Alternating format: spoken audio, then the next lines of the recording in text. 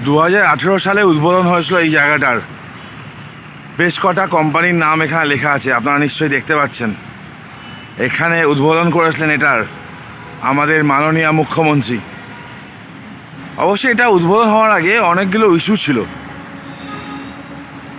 Special economic জোনের status দেওয়া হবে কি হবে না, আমাদের রাজ্য সরকারের স্পেশাল ইকোনমিক জোন বিরোধী মনোভাব। এই 2018-তে কোটি কোটি টাকা খরচা করে এটাকে উদ্বোধন করার পরে কি হলো জানেন? চলুন সেটা দেখাই। এই যে এক্ষুনি আপনারা দেখালাম সিলিকন ভ্যালি, এইটা হচ্ছে আমাদের মাননীয় মুখ্যমন্ত্রী সিলিকন ভ্যালি। কত লোক কাজ করছে দেখেছেন, কত বড় বড় বাড়ি হয়েছে।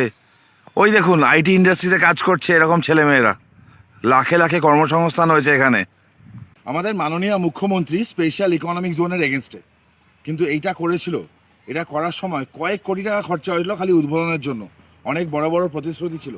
তারপর তারপর প্রায় 2.5 বছর পার করে গেল, 2.5 বছর কি প্রায় 3 বছর হতে আসলো, একটা বড় বিল্ডিং হয়নি, একটা কিছু স্টার্ট হয়নি, কর্মসংস্থান তো ভুলেই যান।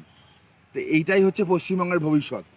আর মাননীয়া বলেন না যে প্রতিশ্রুতি মানে প্রতারণা, উনি 2011 থেকে মানুষের সাথে খালি প্রতারণা করে গেছেন। কর্মসংস্থান এখানে হয়নি, তার জন্য আমাদের রাজ্য 100 দিনের কাজে প্রথম হয়। আপনারা ভাবুন, ভাবতে শিখুন।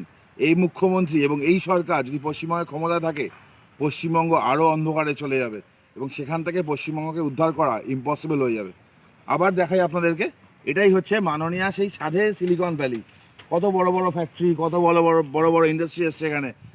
এই ঘাসগুলোর পিছনে মনে হয় আইটি ইন্ডাস্ট্রি আছে, তাই না? সে তার বা মাটির তলায় মানুষরা নিশ্চয়ই ওখানেই কাজ করছে। ভাবতে শিখুন।